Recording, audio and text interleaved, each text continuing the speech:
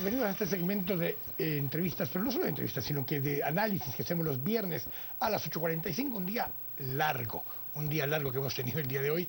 Muchos hemos estado aquí casi todo el día y en este espacio, pues hoy estamos Carmen Ortiz. Nos acompaña ya nuestro invitado, el jefe de la Fiscalía Especial contra la Impunidad, Juan Francisco Sandoval. Gracias por estar acá. Buenas noches. Paula Hurtado y Cristian Castillo. Buenas noches. Y vamos a empezar esta entrevista con Paula Hurtado. En este viernes decisivo comenzamos con la entrevista al fiscal. En esta jornada, ustedes expusieron como Ministerio Público los indicios para pedir la captura de Roxana Valdetti y el antejuicio a Otto Pérez Molina. Pero nos preguntamos hace varios meses, 3, cuando el mismo presidente utilizaba las declaraciones de la Fiscalía del Ministerio Público de que Roxana Valdetti no era parte de las investigaciones del caso La Línea, que no había ninguna vinculación que hiciera pensar que ella era parte de la estructura. ¿Qué cambió en estos meses para que hoy ella fuera capturada? Bueno, lo que cambió es que la investigación avanzó y se profundizó. En aquel momento las declaraciones que brindó el fiscal en ese entonces fueron descontextualizadas, a mi parecer. Sin embargo, el propio avance de la investigación determinó que la Fiscalía con el acompañamiento de la Comisión Internacional contra la Impunidad profundizó en la investigación, porque corroboró lo que en aquel momento eran solo interceptaciones telefónicas, fue contrastado con los hallazgos en los distintos allanamientos efectuados, y el análisis de esa información permite obtener algún resultado que pues nos da a este momento los indicios racionales para considerar que esta persona puede estar involucrada en los hechos. Fiscal, para que la gente entienda un poco mejor, esos hallazgos de lo que usted puede hablar abiertamente, ¿qué encontraron? Aparte de escuchas telefónicas. Para que se pueda entender, ¿verdad?, la población, en algunas escuchas telefónicas se hacía mención de personas, de palabras, por ejemplo, la 1, la 2, sin embargo, eso fue cotejado con hallazgos de documentación, de información que fue ubicada en los distintos allanamientos realizados y perfectamente permite confirmar esa información, que por ejemplo al hacer referencia a la 2, pues se referían a la señora vicepresidenta, en ese entonces vicepresidenta de la República. Me parece que también hay dos elementos que quedan como en el aire, señor fiscal. Uno, dos prófugos de la justicia. El exsecretario privado de la vicepresidenta, Luis Mendizábal. ¿Qué ha habido en esa línea? ¿Cuáles han sido los avances que se tienen en torno a estos dos personajes que podrían en alguna medida también arrojar información importante para el proceso y para lo que está sucediendo en las investigaciones? Bueno, respecto de eso, el Ministerio Público en su oportunidad realizó su labor, ¿verdad? Solicitó las órdenes de detención por considerar que existían esos indicios. La responsabilidad de la detención de una persona corresponde a otra autoridad, en este caso al Ministerio de Gobernación corresponderá ubicarla. Al presentar a los tribunales de justicia, pues la Fiscalía pues tendrá que realizar la labor. En cuanto a la ubicación de ellos, considero que no soy yo la autoridad indicada. En este proceso hay también ya algunos testimonios de algunas de las personas que han sido o que estaban ligadas a procesos desde la primera instancia, el 16 de abril, o simplemente seguimos con la parte documental y las escuchas y los correos y textos que ustedes habían logrado obtener. No es que sigamos o simplemente con esa parte, por el contrario, lo importante de esta investigación es de que no dependemos de testimonios. Depender de un testimonio, pues los testimonios son volubles. Por el contrario, aquí, como le indico, la prueba científica es contrastada con los propios hallazgos de la investigación. Es decir, se puede confirmar para este momento procesal toda la situación que en el momento de que fueron las primeras detenciones nos la confirmaron esos propios hallazgos. No es solo simplemente lo que se escuchó algún término, por el contrario, eso tiene el soporte de la propia investigación. Yo tengo una duda respecto a todas las pruebas que presentó esta mañana la CICIG. Hubo dos tipos de documentos que a mí me llamaron mucho la atención. Algo que no me quedó claro es el tema de los boletos, que era lo que implicaban los boletos que encontraron y que producción los estaba proyectando hace un momento. Y lo otro, esta tabla de control de recaudación en donde se llevaba las cuentas de cuánto ingresaba, cuánto ellos decidían que iba a pasar al fisco, cuál iba a ser la ganancia y cómo esa ganancia se iba a distribuir. Alguien que estaba conmigo en la mañana durante la conferencia de prensa me decía Pero ¿cómo es posible que alguien que sea una red criminal lleve ese tipo de controles? Hasta donde yo entiendo, las redes criminales suelen ser transparentes en su seno, pero usted nos corregirá. Entonces son esas, los boletos y estas hojas de control. En cuanto a los boletos aéreos, la importancia de resaltar es que un boleto aéreo es algo muy personal o que lo involucra a usted con personas que son cercanas. El hecho de la aparición de boletos aéreos en las oficinas del señor Salvador Estuardo González, boletos aéreos pertenecientes o que fueron utilizados por el señor actualmente presidente de la República y la entonces vicepresidenta, indican de que ellos estaban vinculados. Eso lo que hace para la investigación es vincular, efectivamente, se corrobora de que tenían un vínculo. Respecto de la otra situación... Que tenían un vínculo de negocios. De negocios, que tenían algún vínculo, porque es muy extraño que una persona a quien usted no conoce tenga algún objeto que sea de alguna forma algo tan personal, ¿verdad? Ahora, los boletos y ese vínculo de negocios eran boletos a Puerto Vallarta. ¿Esos negocios los tendrían en Puerto Vallarta? Eso la investigación lo tendrá que determinar. Para este momento lo importante para nosotros es que si estamos investigando una organización criminal, tenemos que decir no solo existe un número de personas, sino decir están vinculados. Y respecto de la otra pregunta de los controles que existían, por eso se llaman grupos criminales organizados. Entonces están tan organizados, lógicamente no están inscritos en algún registro público. Sin embargo, de las propias ganancias que obtienen de la actividad ilícita, estas personas lo que se ha podido determinar es de que llevaban un riguroso control de distribución de ganancias. La captura de Roxana Valdetti se da 21 de agosto, pero la orden de aprehensión tiene fecha 19. Sí. Y el día 20 el Ministerio Público allana la casa de ella en Los Eucaliptos. ¿Se puede asumir que llegaron a buscarla y no la encontraron o fue una diligencia previa a prenderla a ella en el hospital? Fue una diligencia más como parte de las tareas de investigación de la Fiscalía. Lo que nosotros sí teníamos confirmado es que ella no se encontraba en ese lugar.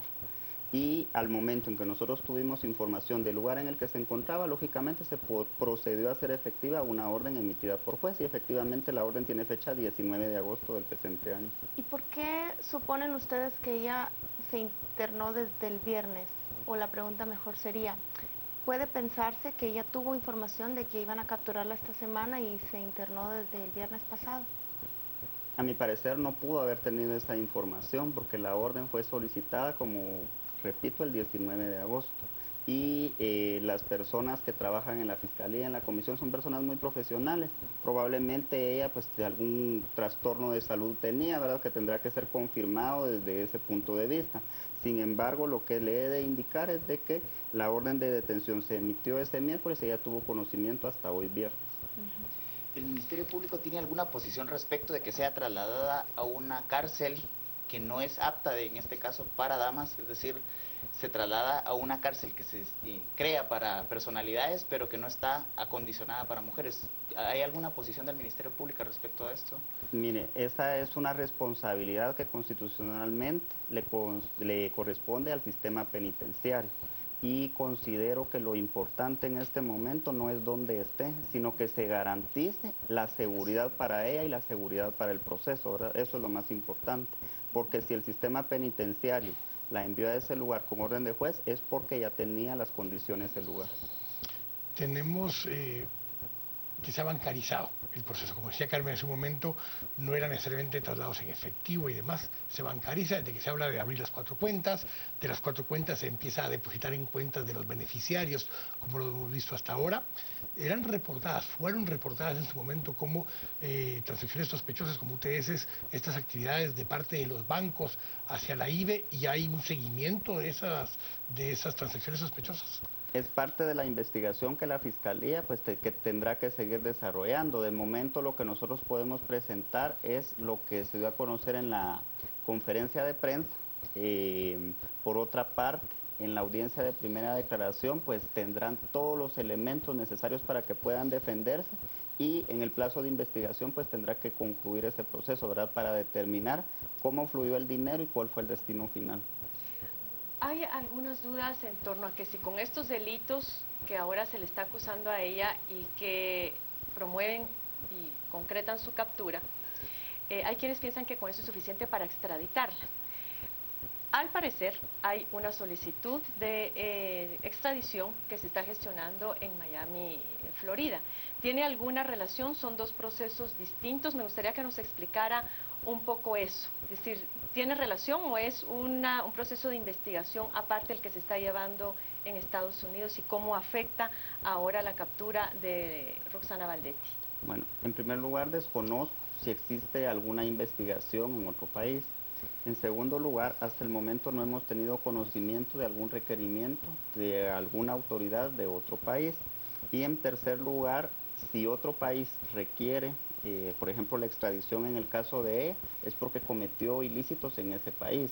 Los ilícitos que el Ministerio Público por los cuales se solicitó la detención de la persona es porque fueron cometidos en territorio nacional y que es una situación totalmente independiente o distinta. Podría en algún momento vincularse si es que se da la situación, sin embargo, concretamente la Fiscalía, esta es la solicitud de la que tiene conocimiento. Pero en determinado momento, por ejemplo, si se conociera que efectivamente hay una solicitud de extradición, entiendo que Roxana Valdetti no podría ser extraditada hasta que no resuelva su situación particular acá en Guatemala. Sería muy aventurado dar una conclusión al respecto en este momento, ¿verdad? Porque eso es una hipótesis o alguna inferencia que puede resaltar de la situación.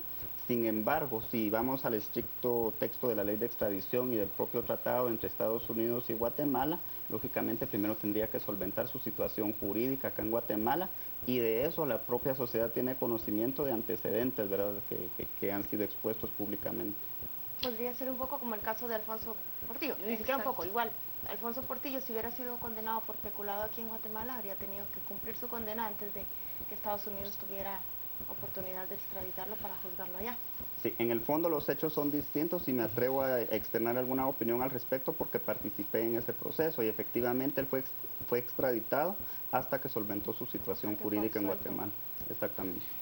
Entonces interpreta también, o al menos la mesa, no le pedimos a usted que lo afirme, que Guatemala ha decidido juzgar aquí a Roxana Valdetti antes que Estados Unidos intervenga y intente juzgarla allá en su territorio. Como usted indica, es la opinión de la mesa. La opinión de la mesa. Licenciado, ¿las escuchas telefónicas son de qué periodos y cómo podría entenderse, digamos, el seguimiento a inclusive llamadas del señor presidente? Las llamadas telefónicas que vinculan directamente este proceso abarcan el periodo de mayo del 2014 a el mes de abril del presente año. Respecto de escuchas que vinculen al presidente, lo que le tiene que quedar claro a la población es de que la Fiscalía Especial contra la Impunidad nunca ha solicitado interceptación de comunicaciones de personas de quienes la ley nos vede esa situación, nos vede esa autoridad. Sin embargo, si de alguna otra línea telefónica de la que sí estemos autorizados existe alguna comunicación, eso sí no lo podemos vetar, es lo que surge de la propia investigación. Parte de las preguntas también que surgen es, estos delitos de los cuales están imputados ambos en este momento, es de acuerdo a la información que hay disponible en este momento. Como sucedió con quienes están imputados ya en el caso de la línea, se pueden ampliar o modificar los delitos en su momento. Por ejemplo, dentro de la información que ustedes tienen, dependiendo de lo que hablábamos antes de la bancarización, podría haber delito de lavado de dinero, por ejemplo, en un momento dado, o podría haber de enriquecimiento ilícito, si ese es el caso. Son delitos que en todo caso podrían ampliarse en su momento. Sí, efectivamente el Código Procesal Penal permite esa situación. Adelantémonos a lo que podría ocurrir en dado caso el juzgador decida emitir un auto de procesamiento. Ese puede ser modificado hasta antes que el Ministerio Público presente el escrito de conclusión de investigación que corresponde. Había muchas críticas el día de ayer en redes sociales cuando se supo del allanamiento a la casa de Roxana Valdetti, que decía que qué cabeza podía ocurrir que se hiciera un allanamiento tan tardío que lógicamente no se iba a encontrar evidencia, cuando en realidad se estaba detrás de la captura. El comisionado Iván Velázquez hoy dio prácticamente una cátedra durante la presentación que hizo sobre estas evidencias y él mencionaba justamente en que uno no puede trabajar sobre la base únicamente de sospechas o de suposiciones, y recordó el caso de la R, cuando la gente decía es que es tan obvio, ¿cómo es posible que sigan investigando si la R es Roxana Valdetti? Y efectivamente en ese sentido sí, el excontralor de la SAT dijo la verdad en esa oportunidad cuando dijo, no señores, es que la R es la recaudación, no es Roxana Valdetti. Tenemos que enseñarle a la gente, educarla en términos de que los procesos judiciales llevan su tiempo, y el otro tema fueron las sospechas de que por qué en este momento, nuevamente. Y el proceso judicial, entiendo, no está viendo momentos políticos. Exactamente, este era el momento procesal en el que el Ministerio Público consideraba o consideramos en este momento que tenemos los indicios racionales suficientes, ¿verdad? Que es el momento procesal. Y como usted dice, es una cátedra la que se dio hoy, porque todo el mundo confirmaba de que la R era esta persona. Sin embargo, la propia investigación ha determinado términos. Por ejemplo, R1 se refería a la recaudación legal, R2, por ejemplo, se refería a la ganancia ilícita. La R1 y la R2. ¿Cómo entender cuál es la participación hasta este momento que tiene documentada el Ministerio Público de Roxana Valdetti y Otto Pérez Molina en la estructura de la línea? ¿Qué es lo que ellos hicieron o dejaron de hacer para que el Ministerio Público les esté señalando de asociación ilícita, cohecho pasivo y estafa? En cuanto a la asociación ilícita, pues, en primer lugar, todos los delitos los tendrá que explicar el fiscal al momento de realizar la imputación. La asociación ilícita se refería a que algunas personas se integran a un grupo de personas cuyo propósito es cometer delitos, para resumirlo. En segundo lugar, el otro delito es cohecho pasivo. Implica de que un funcionario público recibe una dádiva a cambio de que una persona, un funcionario público, realice alguna actividad en su favor. El otro delito no es estafa, sino es casos especiales de defraudación aduanera. Entonces eso se refiere a la realización de una serie de actividades para falsear los datos en cuanto a calidad, cantidad de producto que ingresa al país, todo con el ánimo de defraudar los tributos o no cumplir con el pago de tributos aplicables al régimen aduanero. Entonces, en esta estructura que, como se explicó hoy en la conferencia de prensa, era una estructura compleja y flexible.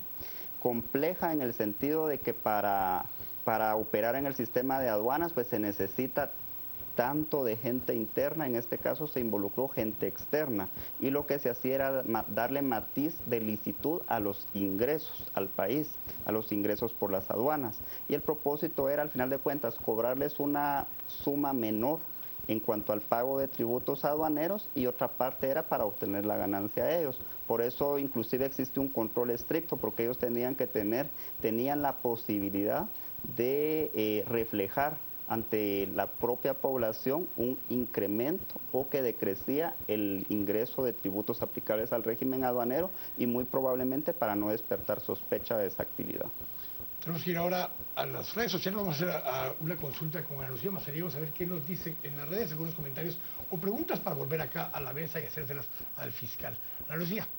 Hola, ¿qué tal, Quique? Buenas noches a todos los que están en esta ocasión a las 8:45. Hay bastante participación en esta ocasión en redes sociales, y algunos de los comentarios más importantes o que destacan son los siguientes. Brendita dice, cae Valdetti, falta mucho, pero hoy se dio un gran avance, aún hay esperanza, Guatemala sigue adelante. Jovas Quijas dice por su parte, por favor, renuncie, tenga dignidad, diciéndole al presidente de la República. Luis Eduardo Muñoz dice, Quique, digan algo sobre los bancos que permitieron esos grandes movimientos de dinero y no denunciaron nada. También Jennifer Guzmán dice, ¿por qué el trato preferencial si es peor que otros delincuentes? Es porque tiene para pagar, el dinero es nuestro, enfatiza. Jennifer García, por su parte, dice, si Valdetti tuviese un juicio y le dan una condena, puede ser extraditada. Ya se había estado discutiendo este mismo tema en el programa de hoy. No creo, ella ya sabía, por eso se fue al hospital, haciendo un poco referencia a los comentarios que se han venido discutiendo en esta ocasión en la mesa de a las 8:45. Paola Mota Cabrera dice, para mí que hay un soplón en la CICIG y el Ministerio Público que le avisó a Valdetti. Funken dice, lo mejor para la ansiedad y gastritis es la verdad, así libera su alma presa, pero libre. Ruth Guevara dice, un tour por todas las cárceles a ese par de delincuentes de Otto Pérez Molina y también de Valdetti. Por su parte también Salvador Cruz dice, 110 puntos a la CICIG y el Ministerio Público. Ahora sigan con todos los diputados corruptos corruptos y muchos más presidenciables.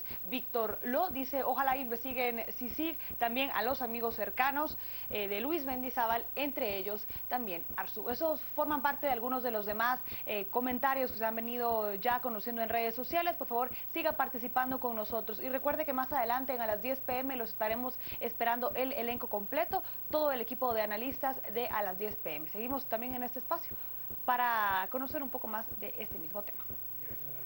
Alguna de los comentarios, eran más comentarios y Más aportes, pero comentarios, no sé si Cristian tenías algo. Sí, me parece que va amarrado al tema de uno de los tweets que tiene que ver con los bancos. ¿Hay alguna precisión del monto que se defraudaba, una aproximación al monto que podría haberse defraudado por esta estructura?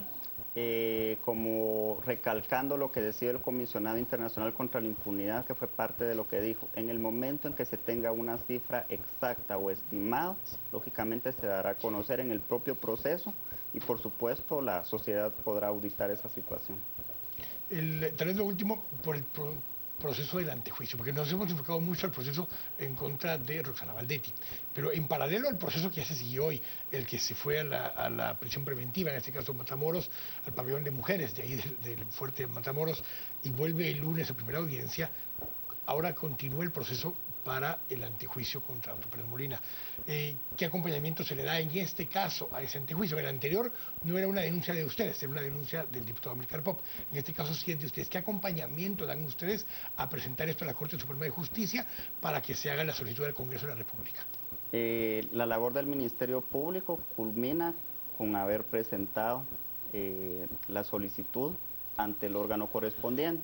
Ahora tendrán que operar los otros órganos del Estado y el Ministerio Público tendrá que actuar en cuanto tenga una resolución que habilite su participación. Es decir, en este momento acompañamiento no se podría dar, sino que cada funcionario público en el órgano administrativo que se encuentre debe ser celoso, guardián de cumplir con sus funciones. Lo replanteo un poco así. ¿Qué acompaña la solicitud per se? O sea, ¿qué documento de soporte acompaña la solicitud per se para que pueda ser conocido por el Congreso y la Comisión Pesquisidora?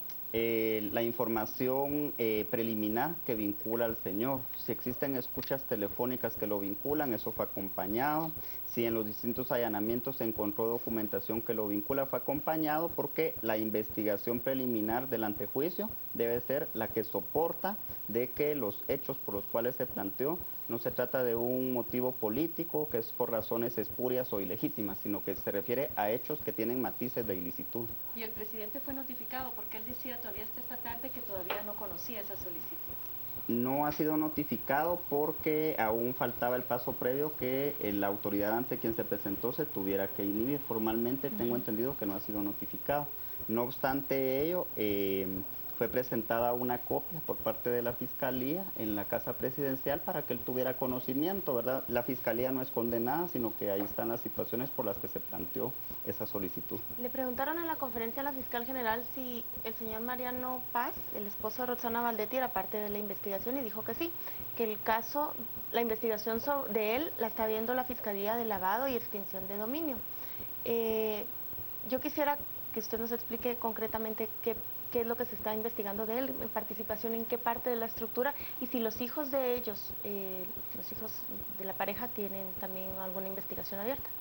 Como indicó la señora fiscal, eso está siendo conocido en otra fiscalía y las investigaciones de lavado de dinero u otros activos, toda la etapa preparatoria es reservada. Entonces, en primer lugar, ni conozco cuál es el fondo de esa investigación y aunque lo conociera, yo no lo pudiera exponer públicamente. ¿Y los hijos? ¿Tiene usted De conocimiento? la misma situación, ¿verdad? ¿Hay algunos otros actores involucrados en la estructura de la línea que estén siendo investigados y que todavía se continúe con órdenes de captura en torno a esos liderazgos o perfiles? Quisiera aprovechar esa pregunta para especificar las 22 empresas que mencionó hoy el comisionado en la conferencia de prensa. Efectivamente, se indicó algunas empresas sin indicar nombres y la investigación continúa. Hay personas pendientes de detención, entonces eso habilita para que la misma continúe y el propio análisis de investigación que al concluir tendrá que hacer relación a las personas ya involucradas, pero aparecen más nombres, entonces la investigación continúa. Yo creo que tenemos que ir al corte, pero si tienen todavía algo adicional antes de que nos veamos al corte, porque así también vamos a despedir al fiscal. Yo creo que el fiscal al jefe de la Fiscalía. necesita descansar. Necesita descansar y las preguntas que tenemos no nos las va a responder. Ya topamos en lo que nos Ya puede topamos decir. el y lo que límite, nos ya puede creo decir. que ya quedó obvio. Muchas gracias, señor fiscal. Francisco, por habernos acompañado. Vamos a estar pendientes de los avances el día lunes de la primera audiencia, así que gracias por habernos acompañado en este espacio. Vamos a ir al corte. Al volver, hacemos un análisis nosotros de lo que ya está acá. Especulamos un poco acerca de lo que no nos pudo decir el jefe de la Fiscalía Especial contra la Impunidad. Vamos a conversar acerca de estos temas en un momento. Estamos acá en las 8:45. Ahora volvemos.